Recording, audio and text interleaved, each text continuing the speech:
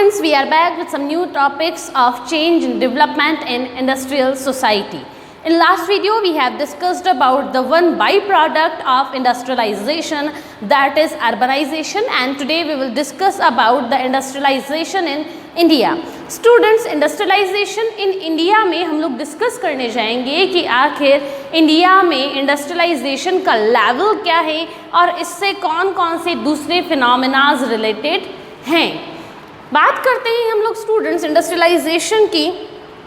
First of all we will discuss about the comparison of Indian industrialization with the western industrialization. अब industrialization का मतलब होता क्या है, आप यूँ समझें. इंडस्ट्रियलाइजेशन कंसिस्ट मैनी थिंग्स और द मैनी फिनोमेनास. कैसे? अगर मैं कहूँ कि इंडस्ट्रियलाइजेशन का मतलब सिर्फ और सिर्फ मशीन से प्रोडक्शन करना होता है या फिर मैकेनिकल प्रोडक्शन होता है, तो मेरा ये इंडस्ट्रियलाइजेशन का मीनिंग अधूरा रह जाएगा. That will be the half meaning of industrialization. Industrialization जो है उसके साथ बहुत सारी चीज़ें जुड़ी हुई हैं. वन बाय वन मैं आपको ब्रीफली जल्दी से रैपिडली एकदम आपको मैं मीनिंग्स जो भी दूसरे कंसेप्ट्स रिलेटेड हैं विद इंडस्ट्रियलाइजेशन मैं आपको बता देती हूँ. मैं इसलिए इन पॉइंट्स पर ज़्यादा डिस्कशन नहीं करूँगी क्योंकि ये टॉपिक्स हम लोग डिस्कस कर चुके हैं इन द प्रीवियस क्लास और आप लोग हिस्ट्री में इस चैप्टर को इन डिटेल पढ़ चुके हैं. First of all students, industrialisation का मतलब प्रोडक्शन बाय यूजिंग मशीन्स, पहली बात. Next is production on mass level, vast market. Another is competition. Next is urbanisation. Another is increased facilities. Next is globalization. Next is liberalization. Next is privatization. Next is colonialism. अब आप कहेंगे ma'am ये colonialism कैसे आ गया industrialisation के साथ? तो students आप क्यों समझें कि जब भी कोई company more and more produce करती है बाय यूजिंग मशीन्स, तो फिर उसके पास बहुत ज़्यादा प्रोडक्शन आ जाता है, मास लेवल पर प्रोडक्शन उसके पास आ जाता है, तो उसकी खुद की कंट्री में तो सारी सेलिंग हो गई, लेकिन प्रोडक्शन जो था आपका, जो प्रोडक्ट था वो तो अभी भी सरप्लस पड़ा, अभी भी बहुत सारा पड़ा है. तो फिर आप क्या करेंगे? फिर मार्केट सर्च करेंगे out of your country. East India company कैसे आई थी? ईस्ट इंडिया कंपनी जो थी उसके आने का रीज़न भी यही था कि उसके पास, इवन दो students, East India Company industrialization के पहले आ गई थी, लेकिन ईस्ट इंडिया कंपनी के आने का रीज़न भी यही था, एक तो natural resources and another is vast market. East India company के पास प्रोडक्शन बहुत ज़्यादा पड़ा था, अपनी कंट्री में तो सेल आउट कर लिया, फिर भी बाकी पड़ा है. क्या करेंगे? दूसरी कंट्री में जाएंगे. दूसरी कंट्री, ऐसी कंट्री कौन सी है जहाँ पे वास्ट मार्केट है? That is India. चलो इंडिया. तब जाके ईस्ट इंडिया कंपनी इंडिया में आई. आगे बढ़ते हैं. इसके अलावा हम लोग देखें कि जो वेस्टर्न इंडस्ट्रियलाइजेशन है, अब इंडस्ट्रियलाइजेशन को लेकर ब्रीफली मैंने आपके साथ डिस्कस कर दिया है, ज़्यादा मैं इसको और डिस्क्राइब करने वाली नहीं हूँ. अब हम लोग डिस्कस करने जा रहे हैं कि वेस्टर्न इंडस्ट्रियलाइजेशन कैसा है और इंडियन इंडस्ट्रियलाइजेशन कैसा है. Before I differentiate both types of industrialisation, it is very required for us to know about the sectors. Actually students, जब आप इकोनॉमिक्स पढ़ेंगे या फिर जो स्टूडेंट्स इकोनॉमिक्स पढ़ चुके हैं, पढ़ते हैं, पढ़ेंगे, उनके लिए ज़रूरी है कि वो इकोनॉमी का सेक्टर वाइज डिवीज़न पढ़ें. अब सेक्टर वाइज डिवीज़न क्या होता है, इसको यूँ समझने की कोशिश करें आप students. There are basically 3 sectors of each and every economy. Economy के जो सेक्टर्स होते हैं उसको 3 पार्ट्स में डिवाइड किया गया है ऑल ओवर द वर्ल्ड. ऐसे मत मानना कि नहीं मैम ये तो इंडिया में ही एप्लीकेबल होगा, जब मैं अमेरिका पढ़ने जाऊँगा तो वहाँ पर तो ये सेक्टरल डिवीज़न नहीं होगा. ऐसा नहीं है. शुरू करते हैं हम सेक्टर वाइज या फिर sectoral division of economy. First is primary, next is secondary, third is tertiary, first, second, third. अब स्टूडेंट्स बहुत अच्छे से ऑब्जर्व करें, आप आपके कंपटीशन एग्जाम के लिए भी इम्पॉर्टेंट होने वाला है ये पूरा जो अभी डिस्क्रिप्शन मैं देने वाली हूँ आपको। कई बार एग्जाम में क्वेश्चन आ जाता है, एक कोई भी सेक्टर आपके सामने मेंशन कर देंगे, जस्ट लाइक माइनिंग, लिख लिया माइनिंग कंसिस्ट विच सेक्टर, ठीक है। फिर आपके सामने primary, tertiary, none of the above, all above, इस तरह के क्वेश्चंस आ जाएंगे इन कंपटीशन एग्जामिनेशन, इसलिए अच्छे से पढ़ें। जो लोअर लेवल के कंपटीशन है उनमें इस तरह के क्वेश्चन आते हैं, जस्ट लाइक योर कांस्टेबल हो गया, किसी तरह का क्लैरिकल एग्जाम हो गया, तो उसमें इस तरह के क्वेश्चंस आते हैं। हाँ students, we are talking about primary sector. तो आपके जो नेचुरल रिसोर्सेज हैं, natural resource just like your land, your mines, तो नेचुरल रिसोर्स बहुत ज़्यादा होते हैं, मैं आपको बताने नहीं जाऊँगी कि एक एक नेचुरल रिसोर्स कौन सा होता है। तो नेचुरल रिसोर्सेज से डायरेक्टली रिलेटेड जो भी आपकी इकोनॉमिक एक्टिविटी होगी, that will be a part of primary sector. Just an example, Rajni cultivation करती है, रजनी एक फार्मर है, तो रजनी किस में काउंट होगी? Rajni will be count as a worker of primary sector, Rajni primary sector की वर्कर काउंट होगी। If Rajni is a farmer, अब प्राइमरी में क्यों काउंट होगी? क्योंकि मैं natural resource that is land उससे क्लोजली और डायरेक्टली अटैच्ड हूँ। रजनी अगर माइनिंग करती है, माइनिंग वर्कर है अगर रजनी, ठीक है, तो अगर रजनी माइन वर्कर है तो माइनिंग क्या है? वो भी आपकी रॉक से रिलेटेड है, तो रॉक क्या है? Rock is also natural resource, तो रजनी तब भी क्या कहलाएगी? Primary worker. सेकेंडरी में हम लोग आएंगे, जो प्राइमरी के ऊपर डिपेंडेंट हैं, that will be consider as secondary. ऐसे जॉब्स, ऐसी वर्क जो कि प्राइमरी सेक्टर के ऊपर डिपेंडेंट है, that will be consider as secondary. अब सेकेंडरी में प्राइमरी के ऊपर कौन कौन सी डिपेंडेंट होगी, यूँ समझें आप। लेज है, लेज, ठीक है, तो लेज वेफर जो है वो डिपेंडेंट किस पर है? प्राइमरी पोटैटो पर। तो प्राइमरी एक फार्मर जब प्रोड्यूस करेगा पोटैटो, उसके बाद जो है बनेगी लेज, तो lace will be consider in secondary. तो इस तरह से जो प्राइमरी के ऊपर डिपेंडेंट रहती है वो सेकेंडरी में काउंट होती है। और फाइनली अगर अपन देखें service sector, your teaching, your job, your doctorate, ठीक है, एडवोकेट अगर कोई है तो वो भी एक तरह की सर्विस है, अगर कोई दूसरा कंसल्टेंट है, तो इस तरह की जो सर्विसेज होती हैं, जॉब्स जो होती हैं, वो आपकी टर्शियरी सेक्टर में काउंट होंगी। इस तरीके से डिवीज़न होता है ईच एंड एवरी इकोनॉमी का सेक्टर वाइज। अब बात करने जा रहे हैं हम लोग मुद्दे की।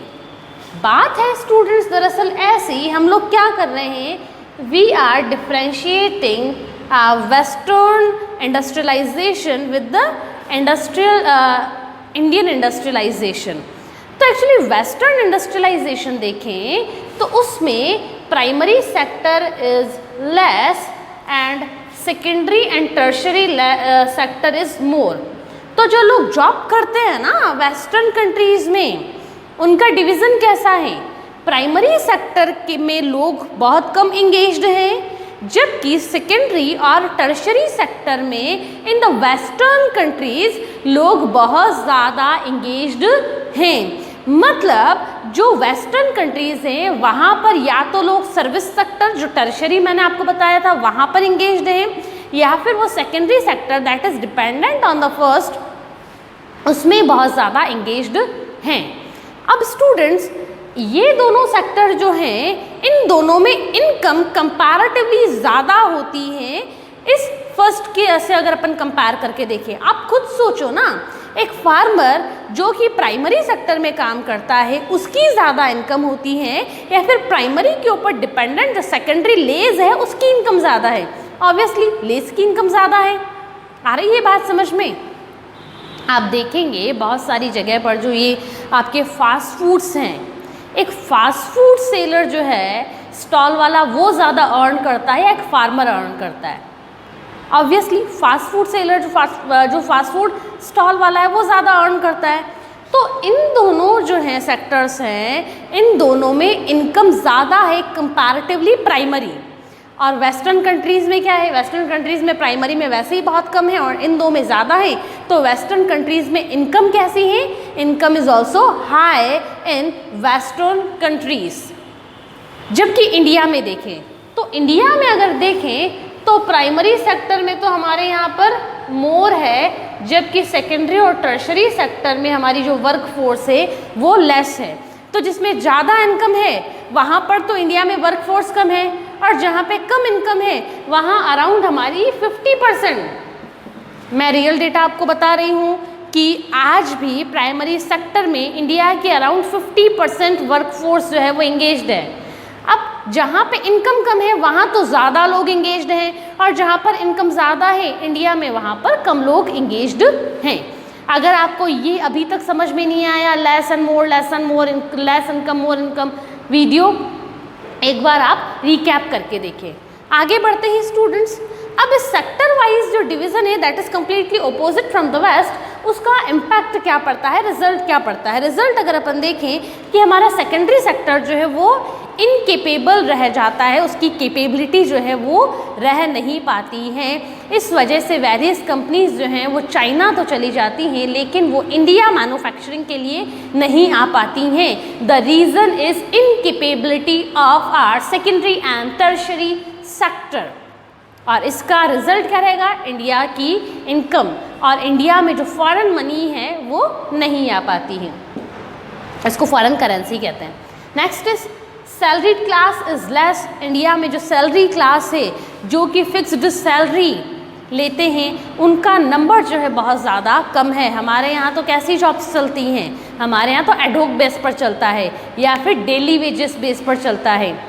सैलरी नहीं मिलेगी प्रॉपर, जितने दिन आए उतने दिन की सैलरी लेते चलो ऐसा। Next is small number of formal sector. India में जो फॉर्मल सेक्टर है उसका नंबर जो है वो बहुत ज़्यादा कम है। अब आपको समझना होगा कि फॉर्मल, इनफॉर्मल, ऑर्गेनाइज्ड, अनऑर्गेनाइज्ड क्या चीज़ें होती हैं। वापस कह रही हूँ, पढ़ सोशोलॉजी रहे हो, but these concepts are part of economy also, economics के भी पार्ट हैं। और वापस कह रही हूँ, अगर आप क्लैरिकल एग्ज़ाम भी देते हैं तो ये चीज़ें आपको पढ़नी पड़ेंगी। तो परेशान नहीं हो कि नहीं अभी नहीं पढ़ेंगे तो बाद में भी नहीं पढ़ना पड़ेगा, इनसे पीछा आप छुड़वा नहीं सकते हैं। अब मैं आपको स्टूडेंट्स एक्सप्लेन करने जा रही हूँ formal, informal, organised and unorganised sector.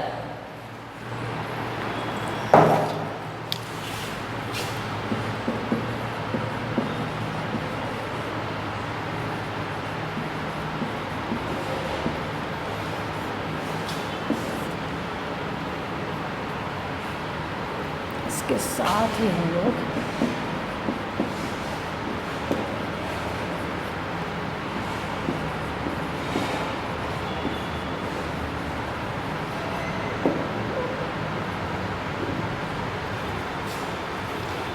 ये स्टूडेंट्स स्टार्ट करते हैं। फॉर्मल सेक्टर वो सेक्टर, या फिर हम बात करें फॉर्मल जॉब्स, वो जॉब्स होती हैं जिनका अपॉइंटमेंट का, जिनका सब कुछ रूल्स, रेगुलेशंस, नॉर्म्स जो हैं वेल डॉक्यूमेंटेड होते हैं और वेल सेटल्ड, वेल डिसाइडेड होते हैं। ऐसे जॉब कहलाती हैं आपकी फॉर्मल जॉब। एग्जाम्पल सुने, अपॉइंटमेंट का प्रोसेस वेल सेटल्ड होगा, ठीक है, बिल्कुल वेल सेटल्ड। अपन गवर्नमेंट जॉब को लेके देखते हैं, गवर्नमेंट जॉब को आप फॉर्मल जॉब कंसीडर कर सकते हैं। अब देखें गवर्नमेंट जॉब में होता क्या है। अपॉइंटमेंट कैसे होगा, वैकेंसी निकलेगी, नंबर ऑफ़ वैकेंसी आएगा, उसके बाद एग्ज़ाम होगा, उसके बाद इंटरव्यू होगा, फिर मेरिट निकलेगी, मेरिट के बाद जाके डॉक्यूमेंट वेरिफिकेशन होगा कि आपने जो चीज़ें मेंशन की थी वो सही हैं आप या यूं ही मुन्ना भाई बने बैठे हैं। ये पूरा प्रोसेस कंप्लीट होने के बाद फिर तो आपको मिलता है अपॉइंटमेंट, जिसमें 2-3 साल लग जाते हैं। अपॉइंटमेंट का process well documented and well return also, सब कुछ ट्रांसपेरेंसी रहती है, क्या कैसे कब और क्यों होना है, सब कुछ ट्रांसपेरेंट होता है।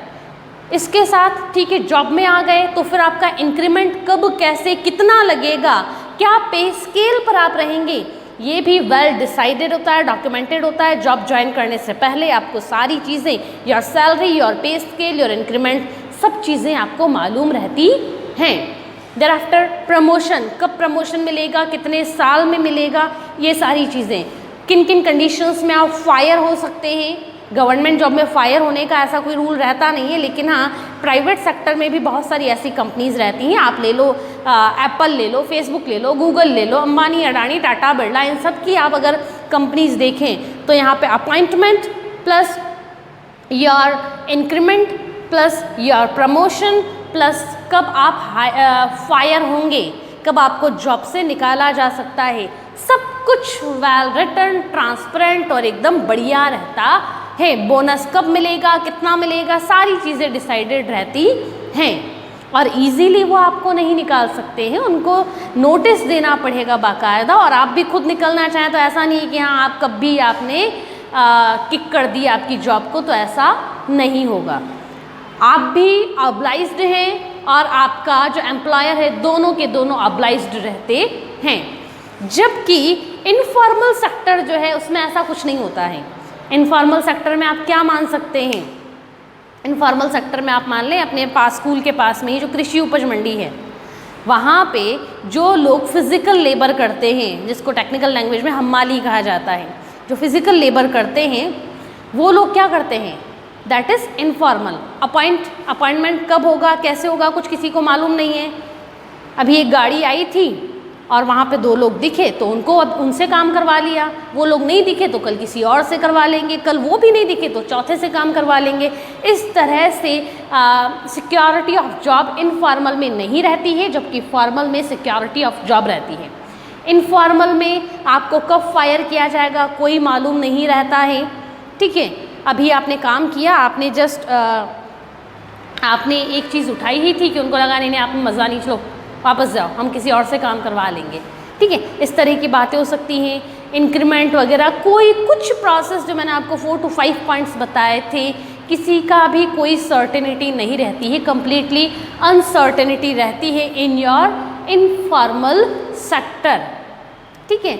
अभी जो आप लोगों ने लॉकडाउन पीरियड में जो माइग्रेंट लेबरर्स देखे थे कि जैसे ही लॉकडाउन लगा उनकी सारी जो भी जहाँ वो वर्क करते थे वो सब क्लोज हो गई, लॉक हो गई, और जैसे ही लॉक हो गई वो अनएम्प्लॉयड हो गए, उनकी जॉब सिक्योरिटी कुछ नहीं, उनके पास पैसा देने वाला कोई नहीं है। जबकि फॉर्मल सेक्टर में देखो लॉकडाउन लगा, ठीक है, लेकिन उसके बाद भी उनको सैलरी मिल रहा था, थोड़ा बहुत डिडक्शन हुआ लेकिन सैलरी मिल रहा था, जॉब नहीं गया कंप्लीटली। ऑर्गेनाइज्ड भी सेम है और अनऑर्गेनाइज्ड जो है वो इनफॉर्मल का आप सिनोनिम मान सकते हैं। ऑर्गेनाइज्ड सेक्टर जो है वो कम्प्लीटली ऑर्गेनाइज्ड रहता है, उनका ऑर्गेनाइजेशन रहता है। ऑर्गेनाइजेशन की बहुत सारी और भी कैरेक्टरिस्टिक्स हैं, मैं उन पे पढ़ना नहीं चाहूँगी क्योंकि पब्लिक एडमिनिस्ट्रेशन का टॉपिक हो जाएगा, आप लोग भी ओवरबर्डन हो जाएंगे। लेकिन इतना सी आप समझिए कि जो फॉर्मल सेक्टर में काम करने वाले लोग होते हैं उनका अपना एक एसोसिएशन होता है, उनका अपना एक ग्रुप होता है। आपने कई बार सुना होगा ना, टीचर्स ग्रुप हैं बहुत सारे जो कि मेमोरेंडम देने, उनकी कोई भी प्रॉब्लम होती है तो जल्दी से मेमोरेंडम मतलब ज्ञापन देने पहुंच जाते हैं। इस तरह के वेरियस, अगर सिविल इंजीनियर है तो उनका अपना एक दूसरा ग्रुप रहता है, अगर कोई लॉयर है तो एडवोकेट्स के लिए बार एसोसिएशन रहती है। तो इस तरह से फॉर्मल सेक्टर जो है वो तो ऑर्गेनाइज्ड रहेगा, जबकि इनफॉर्मल सेक्टर जो है उनका अपना कोई ऑर्गेनाइजेशन नहीं होता है जो कि उनके राइट्स को प्रोटेक्ट कर सके। Students, this is the end of this video, and in next video we will continue this chapter. Till then, keep